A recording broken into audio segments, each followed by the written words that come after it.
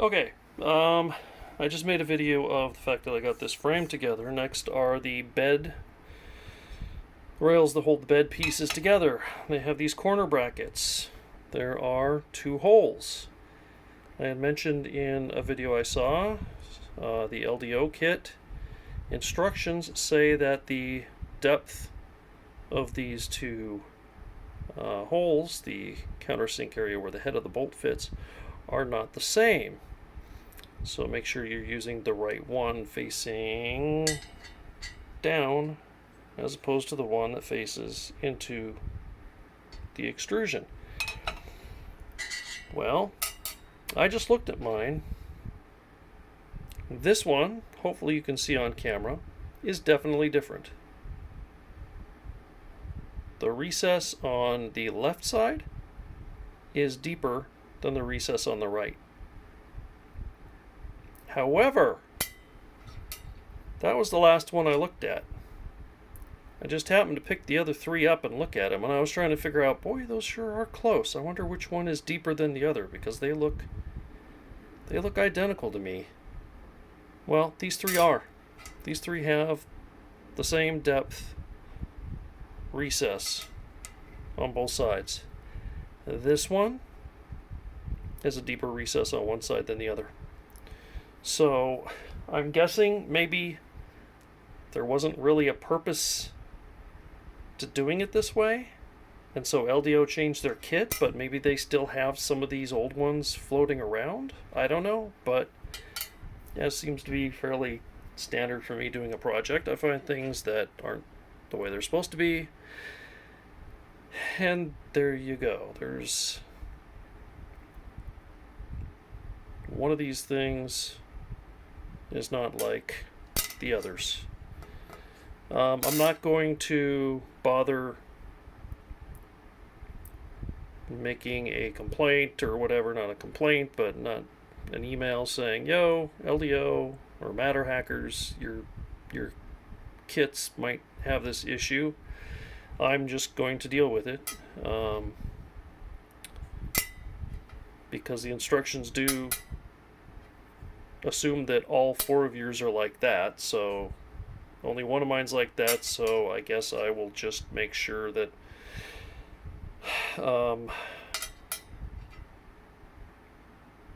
yeah, that I put the extra washer or whatever spacer in this one, but not the others or whatever. I'll figure it out. I don't think it's that big of a deal. Like I said, I think it's just making sure your bolt that goes in here doesn't bottom out against the extrusion, so I should be able to figure that out. But yeah, very interesting. Video 2 on my Voron project. Again, not really a build log, just going to be occasional videos of the progress. So far, major issue I hit was in building these. I had this pulley on backwards on one out of the four of these units that you build, and of course it's the one that I put a little bit too much thread locker into the set screw holes, and so the pulley was really stuck to the shaft that runs through this, and so I had to tap it out to get it out, to flip the pulley around. Just a stupid kind of mistake that I tend to do every now and then. Other than that, I am kind of stuck because now I need to do heat set inserts.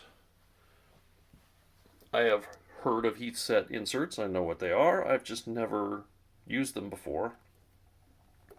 For an example, the 6 holes in the top of this all need brass heat set insets in them, and I don't have the tools for that. So when I ordered the Voron, I ordered a tool for doing heat set inserts, but then I reread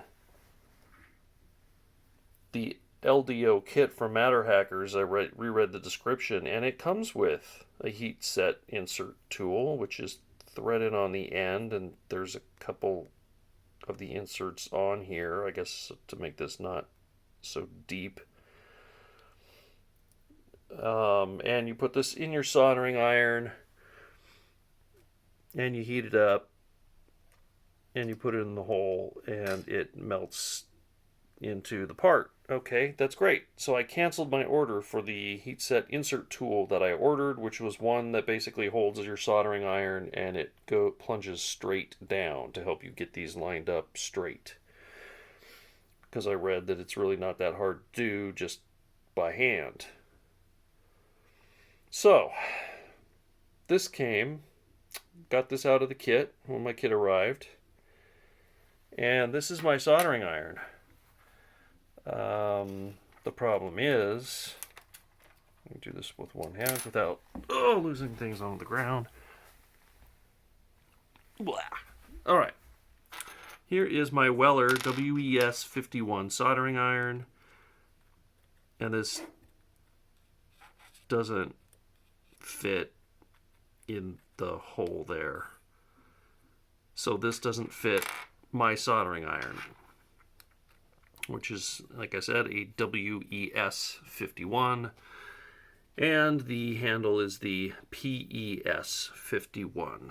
So I got on Amazon and I ordered a tool like this that will work with that soldering iron.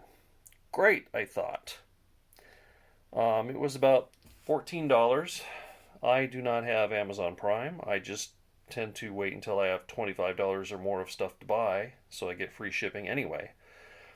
So I decided to pay shipping on this because I wanted to get it quick, because I'm skipping ahead, because you're supposed to put the heat set inserts into both of these parts before you build these assemblies on them. So I paid for shipping, and it was supposed to be here today, and it's not. It's going to be here tomorrow. So I started looking around. Okay, how else can I do it? And I saw a video, and the way he does it is he takes a soldering iron tip and he files off the very tip so it still fits into the brass bits, but it doesn't stick out the other end. So I had a spare tip for my soldering iron that I've had for years, and I took it outside and I ground down the tip so it's just the right size, fits in the hole nicely, but it doesn't protrude beyond these inserts, which that's how many they give you, so you can tell that you need to do this a lot. And they're all the same size. It only uses this size. I think that's 3mm, I think. Not quite sure, but they all use the same size. So I ground that down and I got ready to do that by hand. And then the same guy's video, he says that you want to set your iron about the same temperature or 10% lower that you print the material with.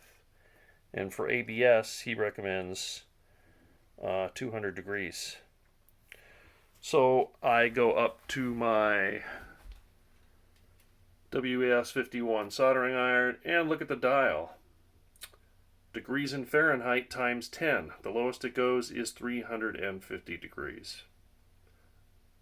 I don't want to buy a new soldering iron in order to do heat set inserts. So now I'm kind of stuck. Just the kind of thing that tends to happen to me. Not knowing whether to go ahead and set it at the lowest setting and then just make sure I don't keep too much heat on the inserts, or push too far because they're going to be a little bit hotter than they should be. I went through my old stuff, and years ago, before I got the Weller, I had this Radio Shack 40-watt iron, and I looked online, and that's going to be way too hot. And then I remembered I had this barely used Radio Shack. Well, actually, I do have some use on that. Slightly newer Radio Shack. It's got a 3-prong plug. 15-watt. And looked up online, and even using the Radio Shack item number 64-2051B. I could not find stats on the temperature, and just looking up generic, how hot does a 15-watt soldering iron go? There's all kinds of different temperatures, and they range quite a bit. So now I don't know whether to use my temperature gun. If perhaps I could plug that iron in, let it get hot, and see what this says by trying to measure the tip, or just turn my welder down all the way as low as it goes and use that, or buy another soldering iron, which I really don't want to do, but I have had this one for quite a while, and I need to open it up because occasionally this thing, the connection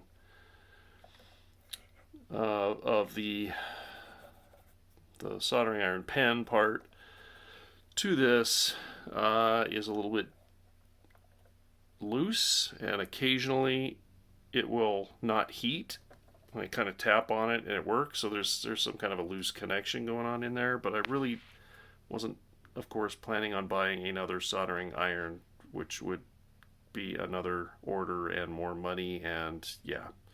So that's why I'm making video number 2.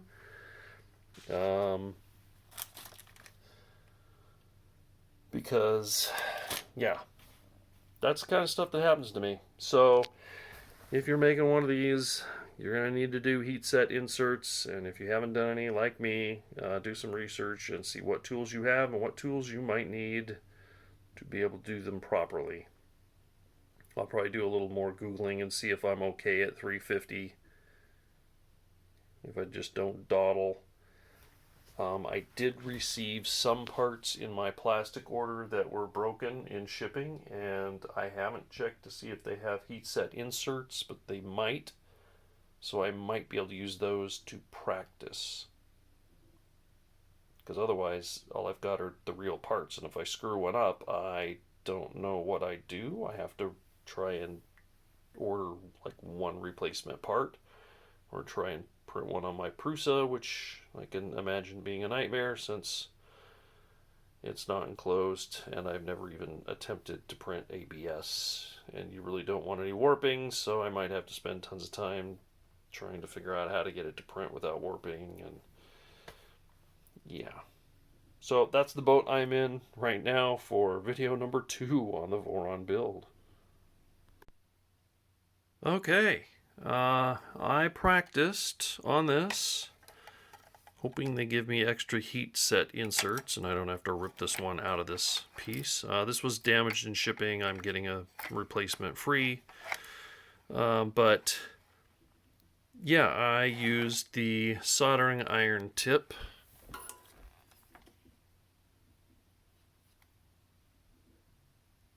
That I actually used a Dremel cutoff wheel and just poked at it to grind that flush. I just used this and put the insert on there, pushed it in, and on this test piece, first time I've ever done one, it worked really good. It didn't get super hot and feel like it was melting way too fast. The iron has to sit on the brass for a while to get it up to temperature before it starts melting, and then when it does, I have to apply pressure to get it in, which is good. It means it's not melting so fast that you just touch it and it wants to melt way too far down. So it was perfectly controllable with the melt speed to get it flush. And so then I did all 4 of these motors that have 6 on one side and 3 on the other, and they turned out fine. So tomorrow I get the actual official tool. I guess I will try that, see if that's any better. The one way that it would be better is obviously this is a conical tip going into a flat insert, and the actual tool, it won't be exactly like this, but it's the same idea where it's got a flat end on it, so when you push on it, the heat is spread all across the top of the insert, as opposed to using the soldering iron where it's just the contact area of the conical shape, if that makes sense, around the inside thread. So that being said, I'm not sure if this tool is the way to go, because it might transfer more heat. Because if this heats up to the soldering iron temperature, and then you're applying it to the top of the insert and it's heating the entire top of the insert, then it might get hotter than the soldering iron tip, which I set my soldering iron to its lowest temperature of 350 Fahrenheit. So yeah, I don't know which way is better, although this one I made is working just fine. I did think about trying to move the temperature gauge on the soldering iron down below the guide. If I move back up here again, you can see it shows 350 degrees Fahrenheit is the lowest it goes. However, the dial does go down to there. So is at 0, and in the middle maybe 250, 350, whatever. I don't know. I just put it at the bottom setting and turned it on, and it seems to work fine at that temperature. But that might be something I can try, is to see if I can set it below that gauge and see if it still turns on and works. But then of course I won't know without an accurate way of measuring the temperature if that actually makes it lower, or if that confuses the machine and makes it higher. And I'm not sure.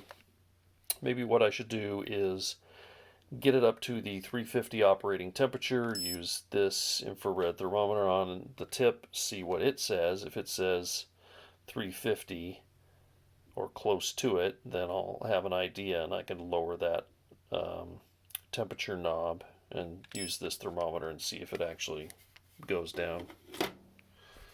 But at 350, like I said, that my method there worked really nice. These turned out just fine. They take some pressure, so you have some control about how deep you go, so it's not like it's going to run away from you and you have to be careful and yank the iron out before it goes too deep. You definitely have to put pressure to slowly sink it in, so you've got time to stop when you see that it's flush, which this tool covers the entire insert, so that would be a little bit more difficult to see.